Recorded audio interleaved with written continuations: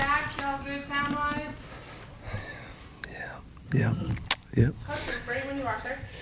Yeah, big day for our program. Obviously, first day of school was yesterday, and our guys have been able to get into a routine of school, and obviously we started our prep for La Tech.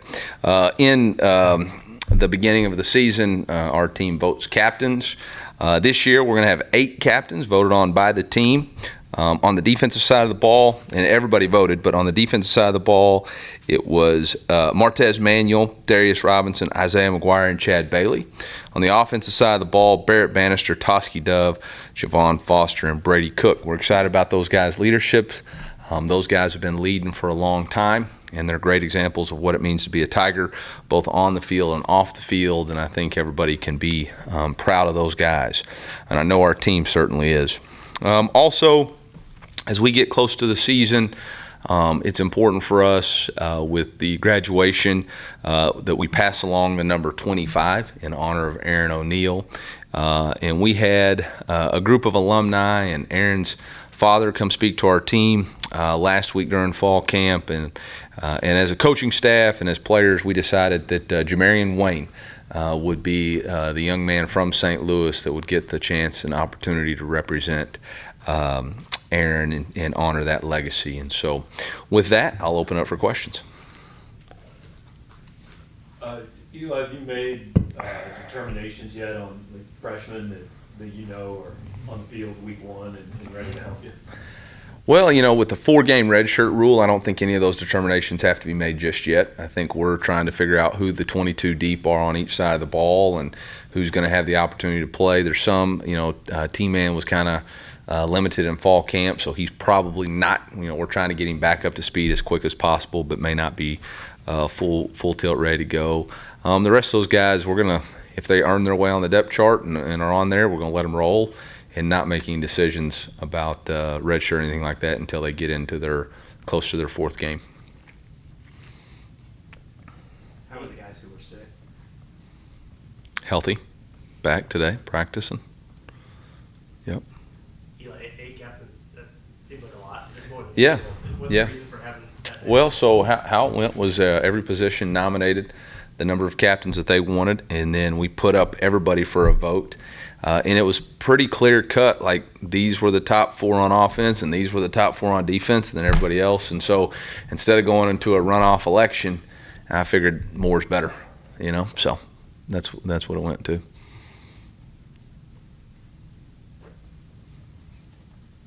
Eli, with the coaches all SEC selections today, for you as a head coach, what's the process or when you are asked to assess players on both your team and other rosters, like what are some things that stand out to SEC head coaches about players while you're just looking at these players? Yeah, you know, it's a little bit tough to get a great feel for it because you don't necessarily see everybody on tape. But you know really think about the guys that dominate and affect the game. That maybe even in crossover games you're like, ooh, that dude's a real dude, you know, and you know, I think about some of the guys that were on there, you know, a couple of defensive linemen from Florida were on there, and boy, those guys really affected us last year. And when you watch the tape, you know those guys are really good players. Same thing with really kind of all the other positions. So I did notice that those numbers grew a lot, you know, so it was interesting. I think we had 8 D linemen on the all-second team. Weird. Anyway. Well, more's better. Coach, in comparison to last 2 years of fall camp, is there a difference confidence-wise? Do you feel like the most confident you've been just as far as health and the team and how you guys are going to go into week 1? I mean, our confidence comes from our preparation, and I think our preparation has been solid up to this point. I knew today was going to be a little bit of I wouldn't say a struggle, but sloppy just getting into scouts and figuring out that tempo and routine and all that. But, you know, up until this point, I thought our preparation had been pretty spot on. I thought the leadership of our team had really pushed our guys in the right way. And we've been fortunate enough so far to be healthy. And we'll see. I know that Louisiana Tech's a really tough opponent. I think it's a a difficult draw because you got a new scheme on both sides of the ball without being able to watch any tape on it, and so that's incredibly challenging. So, I think our guys are focused, and they know it's going to be a tough challenge. How different is this period, I guess, from the end of camp to the beginning of the season with first game on a different day, second game, a little more time to prepare? How much different is this from a normal season? Well, so what we tried to do is we went backwards. So you get 25 practices in 31 days, and so our 25th practice was the Wednesday before, but we considered it to be the Friday before the game. So it's going to go a Friday, Thursday, Wednesday, Tuesday. So our Sunday practice is really our Tuesday practice for game week. So you try to just trick yourself into a routine, and that's kind of what we're doing. We're trying to brainwash our guys to think like today's a Tuesday, tomorrow's a Wednesday, then we'll do thorough Thursdays, fast Fridays, off day, Tuesday, Wednesday, Thursday, Friday again.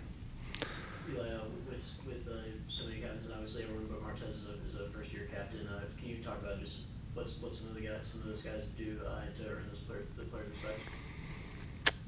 Yeah, I think it starts with the Elite Edge program that Coach Russ does, and talking about energy, details, grit, and emotional consistency, and that's what we consider to be our Elite Edge in our off-season training program. And those guys were consistent in bringing that. All of those guys were on the leadership council for the past year. All of those guys are high performers in the classroom. They are high performers on our football team, and I think there's a level of trust within our team that says, okay, these are the guys that represent where we want to be and can kind of show the way. And so I think that's kind of more than anything what went into it.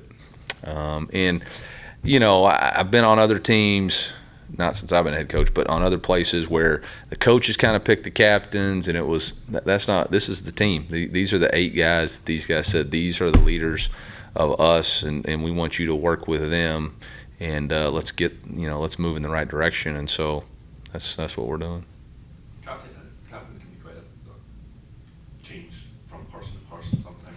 I imagine is there different roles for each of these players, and what do you sort of expect out of each one of them? Well, for us, the captain, number one, sets the highest standard. They set the highest standard of what it means to be a teammate on our team and what it means to serve and buy into our core values and uphold the standard of having a lead edge every single day and always compete and build trust and respect amongst players and coaches and teammates and community, do more than what's expected, be here more, put in more work, enjoy the journey, make sure that they're bringing everybody along. We ask them to sacrifice their individual goals for the achievement of the team, put their personal feelings aside and say what is best for the team collectively every single day. And that's really the 2 standards that we said when you're voting for a captain. Number one, do they uphold the highest standard of what it means to be a Missouri Tiger?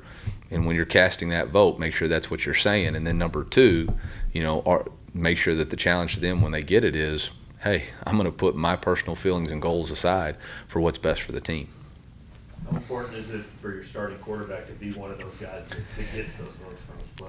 Yeah, honestly, if I'm being honest, I kind of wished he didn't get it because I think he's got enough on his plate worrying about just being a starting quarterback. But that's the leadership that he's provided. That's the guy that's had to handle all the rumors and transfers and all that talk and didn't flinch. Showed up every day, was here every Saturday, organized throws. Didn't matter. Was just don't matter, get better. Don't matter, get better. And that's been his mindset. And I think when you say who upholds the highest standard, it's easy at that point to say I'm going to put my vote on Brady because he ignored all the noise about all the transfers and blah, blah, blah, blah, blah. And he just said, man, I'm going to work.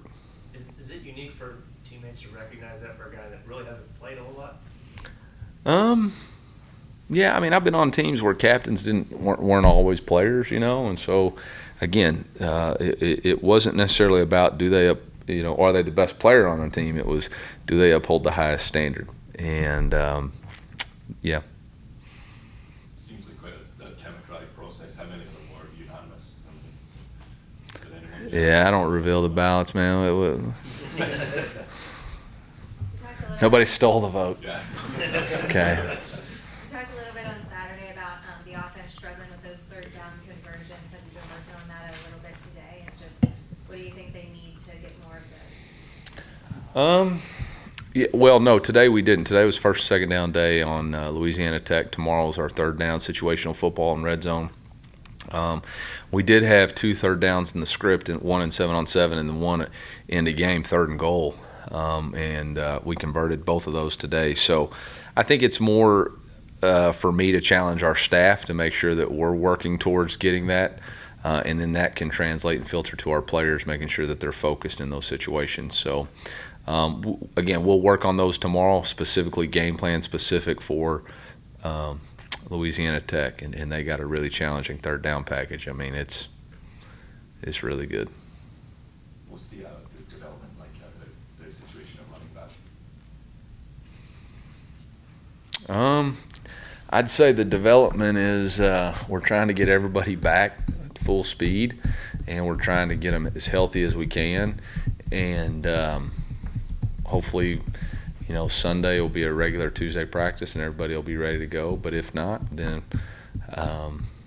we feel confident that we'll put a running back out there that'll be really good.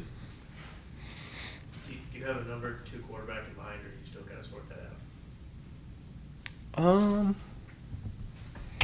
Yeah, I mean, I kind of got a feel of who I would go to, but those guys are still battling and still improving, and it's probably going to be similar in a situation to everywhere I've ever been. It always was kind of predicated on the situation. I think back to 2015 when I was at Boise State and Ryan got hurt, and we knew to get out of the game it was going to be Tommy, but for the long term it was Brett. And I think about in 16 and 17, we had those kind of similar situations, and it was like, okay, this situation. And then even last year, if you'll think back to the Vanderbilt game, we didn't go Brady, we went Mako because we knew we needed to run the ball. South Carolina game, we went Brady because we knew we needed a different aspect to finish that 4-minute drive. So it kind of all depends on the situation and where we're comfortable. Yeah, you know what? I was hoping nobody was going to ask me that. It's been so nip-tuck, and then today we went out there and we kind of told them, hey, whoever has the better day today is going to be the guy. And I'll be darned if they weren't just about 50-50. Like, they both had one really bad punt, and both of them had, like, some really good ones. And it's going to be a tough decision. I'll probably just kick it down the road a little bit longer, to be honest. So. Anything else for Coach? No pun intended. Coach, when it comes to Coach Baker, what have you been most impressed with on and off the field, and I guess how comfortable are you with him just being your defensive coordinator? Well, I'll answer how comfortable I am with him after the first game, right? No, I'm just kidding. I think the thing that impresses me the most about Blake is his confidence within his system and his staff. I think he does a really good job of knowing what he wants to do, and he's confident enough in that system that he's still willing to ask other people, how can we improve it? He leans on Coach Smith and Coach Peoples and Coach Pogue and Coach Davis, and how can we get better? What are some ideas? Maybe what are some things? He's even open to the head football coach making some suggestions, and he's been great about it. He's low ego, high output. And I think the other thing that everybody always knows about Blake Baker is he's comfortable in who he is. He's not changing who he is for anybody. He's uniquely him, and he's confident in that. And I think that'll reflect on how we play. And I'm confident in him improving our defense, our guys buying in. He's going to call what he calls, and I know he's going to call what we can execute. And there'll be good plays and bad plays, but I'm sure glad he's my defensive coordinator. Has he had extra emphasis to definitely go out and play well, considering this is one of his former team? No, that don't have anything to do with it, man. I mean, at the end of the day, whether or not Jacob Peeler graduated from there, or Eric Link worked there, or Coach Baker worked there, or this is the first time we've played them, none of that matters. What matters is Thursday night, September 1st, the 2022 Tigers take the field and play the right way. And whether or not, all those personal other things, that don't matter. From the beginning of camp until the end of it, how have you seen the defense kind Well, I think the biggest thing was being able to call some of the same things. It allowed us to play faster, allowed us to get into some newer things quicker, so we weren't reteaching and retraining. You know, we went really through the spring and really didn't install very much, just played base, fundamentals, and then Coach Bake added his kind of signature flavor to the defense, which is an aggressive style call. And I'm not going to get into too much detail because it's not really on tape. But you'll get to see some of it, you know, on next Thursday. And but we were able to mix up the coverages, utilize some of our fronts and some of our techniques, and you know, so it'll be good. But I think the biggest thing was our guys were able to play faster because we were able to utilize some of the same terminology.